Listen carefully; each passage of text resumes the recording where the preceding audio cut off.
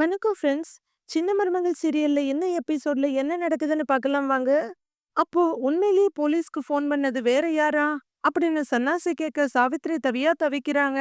உன்னதான் கேக்குற ஈஸ்வரின்னு சன்னாசி மறுபடியும் கேட்க ஆதாரத்தோட நிரூபிக்கிறேன்னு சொல்றாரு. அப்படின்னு ஈஸ்வரி சொல்ல அதுவரையிலும் ஏன்னு இழிச்சிட்டு இருந்த தாமரைக்கு சர்வமும் நடுங்க ஆரம்பிச்சிருது. ஐயையோ! ஒருவேளை அந்த ஆறுமுகத்த கண்டுபிடிச்சு இவன் உண்மையெல்லாம் சொல்லியிருப்பானோ? ஐயையோ! ஒருவேளை அதத்தான் ஆதாரம்னு சொல்றாங்களோ? அப்படின்னு சாவித்திரி நடுங்க, தாமரை நடுங்கிட்டு இருக்காங்க. ராஜாங்கம், அவங்க தான் ஏதோ உண்மைய சொல்றேன்னு வந்துகிட்டு இருக்காங்கல்ல. எப்படியும் இன்னும் கொஞ்ச நேரத்துல வந்துருவாங்கப்பா. அதுவரைக்கும் கொஞ்சம் காத்திருந்து தான் பாப்போமே அப்படின்னு சித்தப்பா சொல்ல, சித்தப்பான்னு வெறி பிடிச்ச மாரி கத்துறாங்க சாவித்திரி. எங்களாலெல்லாம் காத்துக்கிட்டு இருக்க முடியாது சித்தப்பா. நாங்க எதுக்காக காத்துட்டு இருக்கணும்? நானும் என் மகளும் என்ன தப்பு பண்ணணும்? போலீஸ்க்கு போன் பண்ணது எவ்வளவு வேணா இருக்கட்டும். இந்த கல்யாணம் நடக்கிறதுக்கும் அதுக்கும் என்ன சம்பந்தம் இருக்கு? இங்க பாருங்க, அது வேற பிரச்சனை, இது வேற பிரச்சனை. இது சேது என் மகளை கெடுத்த பிரச்சனை. இப்பவே அவன் என் மக கழுத்துல தாலி கட்டிதான் ஆகணும். அவன் இப்பவே என் மக கழுத்துல தாலி கட்டல, அவ்வளவு தானே. அதுவரையிலும் பயங்கரமா மிரட்டிட்டு இருந்த சாவித்திரி, அண்ணே தாமரை கழுத்துல தாலி கட்ட சொல்லுனே அப்படின்னு வெறி பிடிச்ச மாதிரி கத்திக்கிட்டு இருக்காங்க. சாவித்திரி, சித்தப்பா தான் சொல்றாருல்ல, செல்லப்பாண்டி வரட்டும். உண்மையிலேயே போலீஸுக்கு ஃபோன் பண்ணது யாருன்னு தெரிஞ்சுக்கிட்டு அதுக்கப்புறம் என்ன முடிவெடுக்கணுமோ எடுத்துக்கிடுவோம் அப்படின்னு ராஜாங்கம் சொல்ல, அந்த பிரச்சனைக்கு இந்த பிரச்சனைக்கு என்னென்ன சம்மந்தம் இருக்கு அப்படின்னு சாவித்திரி கத்த ராஜாங்கத்துக்கும் கொஞ்சம் கோவம் வந்துடுது. சம்மந்தம் இல்லதானே? அப்படி சம்மந்தம் இல்லைன்னா என் மகனை உன் பொண்ணு கழுத்துல கண்டிப்பா தாலி கட்ட சொல்றேன். இப்ப எதுவும் பேசாம அமைதியாயிரு. அது போதுங்கிறாரு ராஜாங்கம். கால்ல விழுந்து பார்த்தாச்சு, மிரட்டி பார்த்தாச்சு, உருட்டி பார்த்தாச்சு. அடுத்து என்ன பண்றதுன்னு சாவித்திரி பதற, தாமரையும் அப்படியே பயந்து போய் பார்த்துட்டு இருக்காங்க. வெளிய பூஜையில எல்லாரும் எழுந்து நிக்கிற தமிழ்ச்செல்வியும் இங்க வந்த எல்லாருக்கும் நன்றின்னு கைகூப்பி சொல்றாங்க. அம்மாடி, நீ வயசுல சின்ன பொண்ணா இருந்தாலும் ரொம்ப அருமையா இந்த பூஜையை நடத்தினமா. உன் மனசுல ஏதோ ஒரு கஷ்டம் இருக்குன்னு மட்டும் எங்களுக்கு தெரியுது. நீ எதுக்கும் கவலைப்படாதம்மா, இந்த அம்மன் உன்னைய கைவிட மாட்டா. அவ எப்பவும் உனக்கு துணையா இருப்பாமா அப்படின்னு ஒரு லேடி சொல்ல, ரொம்ப நன்றிங்கன்னு மறுபடி கும்பிடுறாங்க தமிழ். நீங்க எல்லாரும் என்னை ஆசீர்வாதம் பண்ணுங்கன்னு தமிழ் விழுந்து கும்பிட, எல்லாரும் அட்சத பூ அள்ளி போட்டு ஆசீர்வாதம் பண்றாங்க. சுமங்கலிங்க எல்லாரும் பூஜை பொருளை வாங்கிட்டு போங்கன்னு தமிழ் சொல்ல, சரின்றாங்க எல்லாரும். மலர் தாம்பாளத்துல நீட்ட ஒவ்வொருத்தருக்கா எடுத்து கொடுத்துட்டு இருக்காங்க தமிழ். பூஜை முடிஞ்சு எல்லா லேடிஸும் கிளம்பிடுறாங்க. பாட்டி தமிழ், நீ எதுக்கும் கவலைப்படாத. நீ நடத்தின சுமங்கலி பூஜை நல்லபடியா நடந்திருக்கு. கண்டிப்பா அந்த தெய்வம் உனக்கு துணையா இருக்கும் அப்படின்னு பாட்டியும் ஆசீர்வாதம் பண்றாங்க. உள்ளர சாவித்திரி ஒரு வழியா யோசிச்சு, அண்ணே தயவு செய்து சேதுவை என் மக கழுத்துல தாலி கட்ட சொல்லுன்னு அப்படின்னு கல்லும் கரையிற மாதிரி கைகூப்பி அழுதுட்டு இருக்காங்க. அவங்க அங்க இங்க பாக்க கீழே கத்தி இருக்கு. உடனே குனிஞ்சு அந்த பழங்களுக்கு நடுப்புற இருக்க கத்தி எடுத்து கழுத்துல வச்சுக்கிறாங்க. அத்தாச்சி அத்தாச்சின்னு இந்த பக்கம் ஈஸ்வரி பதற, ஏய் சாவித்திரி, என்னம்மா இதெல்லாம்? அந்த பக்கம் சன்னாசி ராஜாங்கம் சித்தப்பா எல்லாம் பதறாங்க. அத்தை வேண்டாம் தன்னு போசும், அம்மா வேண்டாமான்னு தாமரையும் பதறாங்க. என்ன பண்ணிட்டு இருக்க நீ? கத்திய முதல்ல கீழே போடுன்னு ராஜாங்கம் சத்தம் போடுறாரு. எல்லாரும் ஆளாளுக்கு கத்திய கீழே போடுன்னு சொல்லிட்டு இருக்காங்க. அண்ணே, ஒழுங்கா அவனை தாலி கட்ட சொல்லுன்னு. இனிமே ஒரு நிமிஷம் கூட நான் காத்துக்கிட்டு இருக்க மாட்டேன் அப்படின்னு சாவித்திரி சொல்ல, கத்திய முதல்ல கீழே போடுன்னு ராஜாங்கமும் கத்துறாரு. அவன் தாலிய கட்டல, கரகரன்னு அறுத்துக்கிட்டு நான் இங்கேயே செத்துடுவேன் அப்படின்னு சாவித்திரி மிரட்ட, சரி நான் சொல்றேன், கத்திய கீழே போடு அப்படின்னு ராஜாங்கம் சொல்ல, என் சாவுக்கு காரணம் வேற யாரும் இல்ல, நீயும் உன் புள்ளையும் தான்னு சொல்லுவேன்னு சாவித்திரி மிரட்டுறாங்க. ஏய், என்ன முட்டாளா நீனு? எதுக்கு இந்த மாதிரிலாம் பேசிக்கிட்டு இருக்கிற அப்படின்னு ராஜாங்கம் கேட்டுட்டு இருக்க. ஒழுங்கா தாலிய கட்ட சொல்ல முடியுமா முடியாதா அப்படின்னு சாவித்திரி கத்த, முதல்ல கத்திய கீழே போடுங்கிறதுலயே இருக்காரு ராஜாங்கம். அம்மா வேண்டாமான்னு தாமரை பதறிட்டு இருக்க. ஏமா, அதான் செல்லப்பாண்டி ஏதோ சொல்ல வர்றாருல்ல, அதை கேட்டுட்டு அதுக்கும் இந்த கல்யாணத்துக்கும் எந்த சம்பந்தமும் இல்லைன்னா சேதுவ தாலி கட்ட சொல்றேன்னு உங்க அண்ணன் சொன்னாருல்ல அப்படின்னு சித்தப்பா சொல்ல, அப்படியெல்லாம் காத்திருக்கணும்னு எந்த அவசியமும் இல்ல சித்தப்பா. இந்த நிமிஷமே சேதுவை என் மக கழுத்துல தாலிய கட்ட சொல்லுங்க. அப்படி கட்டல, இந்த நிமிஷமே நான் இப்படியே அறுத்துக்கிட்டு செத்துருவேன் அப்படின்னு சாவித்திரி கொஞ்சம் கத்திய அழுத்த, ஏய்னு பதறாரு ராஜாங்கம். உடனே அது வரைக்கும் அமைதியா நின்னுட்டு இருந்த போஸ் டக்குன்னு ஒரு கைய பிடிக்க, இன்னொரு கத்தியோட இருந்த கையை ஈஸ்வரி புடிச்சிடுறாங்க. விடுங்க என்னையன்னு திமிரிட்டு இருக்காங்க சாவித்திரி. அவங்க கைய உதறல கத்தி ஈறி போய் விழுந்துடுது. இதுவரைக்கும் மிரட்டல் நாடகம் நடத்தின சாவித்திரி ஐயோ ஐயோன்னு கதறி கதறி அழற நாடகத்தை ஆரம்பிக்கிறாங்க. அப்ப கருப்பு ஓட்டிட்டு வந்த கார் அங்க வந்து நிக்க, செல்லப்பாண்டி வசந்தி கீழே இறங்குறாங்க. அப்பா அப்படின்னு ஓடி வர்றாங்க தமிழ்ச்செல்வி. அம்மா, தமிழு இந்த கல்யாணத்த பத்தின ஒரு உண்மை நமக்கு கிடைச்சிருக்குமா அப்படின்னு செல்லப்பாண்டி சொல்ல, என்னப்பா சொல்றீங்கன்னு தமிழ் கேக்குறாங்க. ஆமாமா, அதெல்லாம் இங்க வச்சு பேசிட்டு இருக்க முடியாது. நம்ம உள்ள போய் விவரிக்கிற வேலையை பாப்போம். நான் வர்ற வரைக்கும் கல்யாணத்தை நடத்த விடாதீங்கன்னு சின்ன சம்மந்தி கிட்ட சொல்லி வச்சிருக்கேன். இந்த கல்யாணம் நடக்காதுமா, வாமா உள்ள போய் பேசலாம் வாமா அப்படின்னு செல்லப்பாண்டி திரும்ப, தமிழு நீ பூசை நடத்தி சாமி கும்பிட்டதோட பலன் உனக்கு கிடைச்சிருச்சு. வாமா உள்ளர போலான்னு, வாமா உள்ளர போலான்னு செல்லப்பாண்டியன் கூப்பிடுறாரு. எல்லாரும் வீட்டுக்குள்ள வந்துட்டு இருக்க, சம்மந்தி நான் வந்துட்டேன் சம்மந்தி, சம்மந்தி நான் வந்துட்டேன் சம்மந்தி அப்படின்னு கத்திக்கிட்டே ஓடி வர்ற செல்லப்பாண்டி அங்க நிக்கிற சேதுவையும் உட்கார்ந்திருக்க தாமரையும் பாக்குறாரு. தாமரையோட கழுத்தையும் ஒரு தடவை பாத்துறாரு. சம்மந்தி இந்த கல்யாணம் நடக்க வேண்டாம் சம்மந்தி, ஒரு நிமிஷம் பொறுமையா இருங்க அப்படின்னு செல்லப்பாண்டி சொல்ல, தாமரை பயத்தோட அவங்க அம்மாவை பாக்குறாங்க. செல்லப்பாண்டி நீ வர்றதுக்காக வேண்டி இந்த கல்யாணத்தை நிறுத்தி வச்சிருக்கோம், என்ன விஷயங்கிறத தெளிவா சொல்லுன்னு சித்தப்பா சொல்றாரு. ரொம்ப நன்றிங்கய்யா, ரொம்ப நன்றிங்கம்மா. சம்மந்தி அம்மா நீங்க எங்க குலசாமி, என் பேச்சு கேட்டு இந்த கல்யாணத்தை நிப்பாட்டினீங்க, ரொம்ப நன்றி சின்ன சம்மந்தி. அம்மா நான் கும்பிடுற சாமி தான் உங்க ரூபத்துல வந்து இந்த உதவிய பண்ணியிருக்கீங்க, இதை நான் மறக்கவே மாட்டேம்மா, ரொம்ப நன்றிமா அப்படின்னு ஈஸ்வரிய புகழ்ந்து கும்பிட்டுட்டு இருக்க, அப்படியே ஒரு மந்தகாச புன்னகையோட நிக்கிறாங்க ஈஸ்வரி. செல்லப்பாண்டின்னு சன்னாசி கூப்பிட மறுபடியும் சின்ன சம்பந்தி இந்த பக்கம் திரும்புறாரு.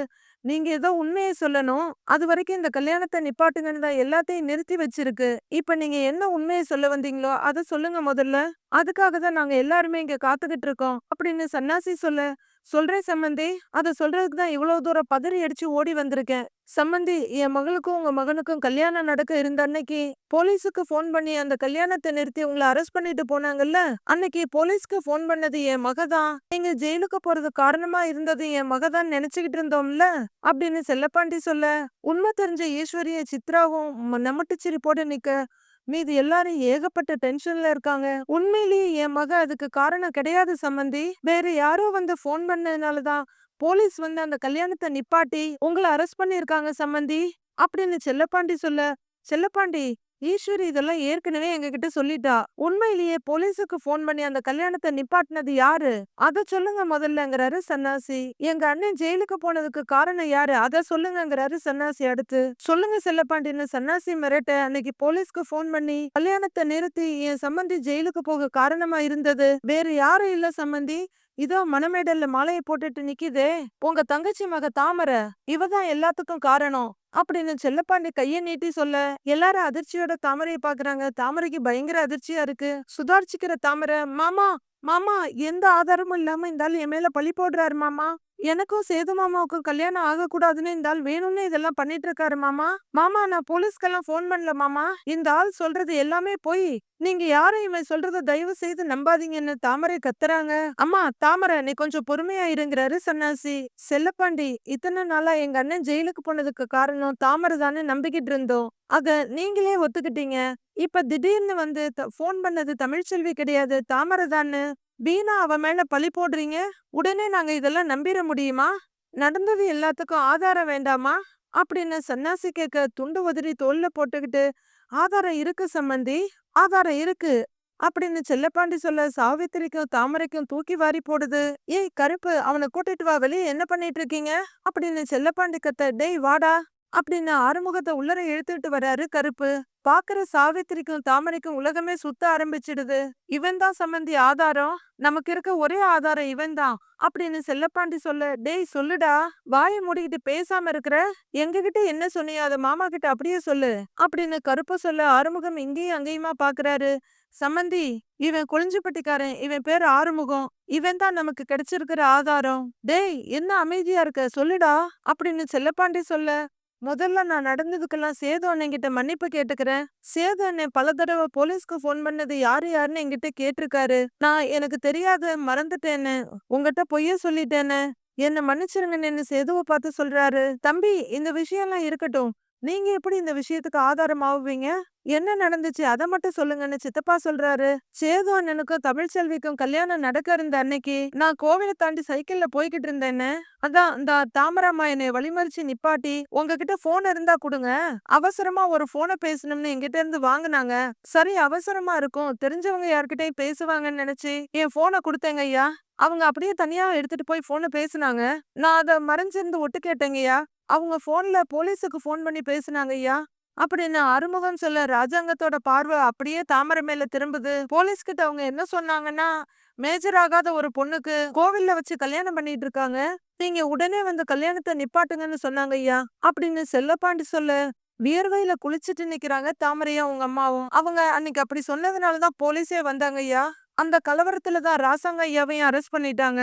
அன்னைக்கு போலீஸ்க்கு யார் ஃபோன் பண்ணாங்கன்னு கண்டுபிடிக்க சேது அண்ணன் ஊர் முழுக்க தீவிரமா விசாரிச்சுட்டு இருக்காங்கன்னு தெரிஞ்சுக்கிட்டேன். இந்த சந்தர்ப்பத்தை பயன்படுத்திக்கிட்டு தாமரம்மாவை காட்டி கொடுக்க கூடாதுன்னா நான் கேக்குற பணத்தை தாங்கன்னு தாமரம்மாவையும் சாவித்திரி அம்மாவையும் மிரட்டி கேட்டேன். பல தடவை அவங்க கிட்ட இருந்து பணத்தையும் வாங்கியிருக்கேன்னு அப்படின்னு அறுமுகம் சொல்ல அடி நாய்ங்களான்ற மாதிரி பாக்குறாரு சேது. ஐயா அந்த பணத்துல நான் ஒன்னும் சொத்து சுகம் சேர்க்கறதுக்காக வாங்கல ஐயா.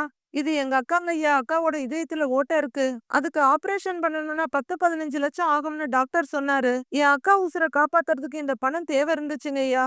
அதனாலதான் அவங்கள மிரட்டி பணம் வாங்கினேன். அவங்களும் இந்த விஷயத்துல நான் அவங்கள காட்டி கொடுக்க கூடாதுங்கிறதுக்காக நான் கேட்டப்பெல்லாம் பணத்தை அள்ளி அள்ளி கொடுத்தாங்க ஐயா.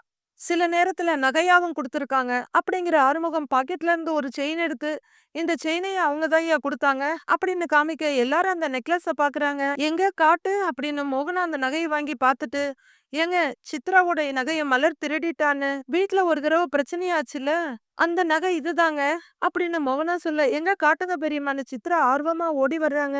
இந்தான்னு கொடுக்க அதை வாங்கிட்டு வர சித்ரா, இங்க பாருமா. ஆமாமா பெரியப்பா இது என்னோட தொலைஞ்சு போன அந்த நகை தான். அதுதான் பெரியப்பா அப்படின்னு சித்ரா சொல்ல சாவித்திரி வெல வெலத்து போய் நிக்கிறாங்க. கால்லாம் நடுங்க. மோகனா அன்னைக்கு நகை காலா போகல ரூம்ல தான் இருந்துச்சுன்னு சொன்னியே அப்படின்னு ராஜாங்கம் கேட்க, இல்லங்க இதனால ஒரு பிரச்சனை வர வேணாம்னு தான் நான் அந்த உண்மையை மறைச்சிட்டேன். ஆனா அந்த நகை திருட்டு போனது தாங்க உண்மை அப்படின்னு மோகனா பயத்தோட சொல்ல, இந்த மாதிரி நிறைய தடவை அவங்க கிட்ட பணமும் நகையுமா வாங்கியிருக்கேன் ஐயா. நேத்து கூட இங்க வந்து அவங்க கிட்ட ஒரு 5 லட்சம் ரூபாய் பணம் வாங்கிட்டு போனேன் அப்படின்னு அறுமுகம் சொல்ல எல்லாருக்கும் பயங்கரமான அதிர்ச்சி. நேத்து இவன் இங்க வந்துட்டு போகும்போது நானும் சேதுவும் பார்த்தோம் மாமா. அவனை வழிமறிச்சு என்ன விஷயமா வந்தன்னு கேட்டப்போ கல்யாண வேலை பாக்குறதுக்கு கான்ட்ராக்ட் கொடுத்திருக்காங்க. அது இதுன்னு எங்ககிட்டயே பொய் சொல்லிட்டா மாமா. அப்புறம் நேர்ல போய் விசாரிச்சதுக்கு அப்புறம் தான் எல்லா உண்மையுமே தெரிய வந்துச்சுன்னு கருப்பு சொல்றாரு. ஈஸ்வரி சாவித்திரி எரிக்கிற மாதிரி பாத்துக்கிட்டு இருக்காங்க. இப்ப நான் எல்லாமும் சொன்னதெல்லாம் உண்மைங்கய்யா. நான் காசை வாங்கிக்கிட்டு உண்மையை மறைச்சிட்டேன். எல்லாரும் என்னைய மன்னிச்சிடுங்கய்யா அப்படின்னு ஆறுமுகம் கைகூப்பி நிக்க ராஜாங்கம் புரியாத ஒரு பார்வை பாக்குறாரு. ஐயா என் தம்பி செஞ்சதெல்லாம் தப்புதான். அவனால உங்க குடும்பத்துல நிறைய பிரச்சனை ஆயிடுச்சு. அதுக்கு எல்லாரும் என் தம்பிய மன்னிச்சிருங்க ஐயா அப்படின்னு அந்த ஆறுமுகத்தோட அக்காவும் கையெடுத்து கும்பிட்டு வேண்டுறாங்க. அதிர்ச்சியில இருந்து தாமரை கொஞ்சம் சுதாரிச்சுக்கிட்டு, மாமா மாமா எல்லாரும் சேர்ந்து பொய் சொல்றாங்க மாமா. எனக்கு இவர் யாருன்னே தெரியாதுங்க மாமா. நான் இவனை பார்த்தது கூட இல்ல மாமா. மாமா இவன் அநியாயமா என் மேல பழி போடுறா மாமா அப்படின்னு தாமரை பதட்டமா சொல்லிட்டு இருக்க, சம்மந்தி உண்மையிலேயே நீங்க ஜெயிலுக்கு போக காரணமா இருந்தது ஏன் மக இல்ல சாமி, தாமரை தான் அப்படின்னு செல்லப்பாண்டி சொல்றாரு. சாவித்ரி இத்தனை நாளா இந்த உண்மையெல்லாம் தெரிஞ்சுக்கிட்டோன்னு எங்களை ஏமாத்தி இருக்கிற. இப்ப நீ இதுக்கெல்லாம் என்ன பதில் சொல்ல போற? உன்னதான் கேக்குறேன் சாவித்ரி பதில் சொல்லு அப்படின்னு மோகனா கேட்க, ஆமா எனக்கு உண்மை தெரிஞ்சிருந்தோம் நான் உங்க எல்லாரையும் ஏமாத்த தான் செஞ்சேன் அப்படின்னு சாவித்ரி ஒத்துக்க சன்னாசிய ராஜாங்கமும் பயங்கர அதிர்ச்சியா பாக்குறாங்க. அவங்க நிக்கிற இடம் அப்படியே பூகம்பம் வந்த மாதிரி இருக்கு அவங்களுக்கு. மத்த எல்லாருக்குமே சரியான அதிர்ச்சி. என்ன பெரிய சிபிசிஐடி வச்சு கண்டுபிடிச்ச மாதிரி போலீஸ்க்கு போன் பண்ணது என் மக. என் அண்ணன் ஜெயிலுக்கு போனதுக்கு காரணம் என் மகதான்னு எல்லாரும் ஆளாளுக்கு ஏதேதோ பேசிக்கிட்டு இருக்கீங்க அப்படின்னு சந்திரமுகியா மாறின சாவித்திரிய பார்த்து எல்லாருமே அதிர்ச்சியா நிக்கிறாங்க. ஆதாரம் எல்லாம் தேவையில்லைங்க, நானே சொல்றேன் என் மகதான் போலீஸ்க்கு போன் பண்ணா அப்படின்னு சாவித்திரி அடிச்சு சொல்ல அங்க இருக்க எல்லாரோட முகமும் ஜூமில இருந்து ஜூம் அவுட்டுக்கு போகுது. இந்த குற்றத்துக்கு ராஜாங்க என்ன பனிஷ்மெண்ட் கொடுக்க போறாரு? இதோட சாவித்திரியும் தாமரையும் சேர்ந்து சேதுவை முட்டாளாக்குன விஷயமும் தெரிய வருமானு பொறுத்திருந்து பார்க்கலாம் ஃப்ரெண்ட்ஸ்.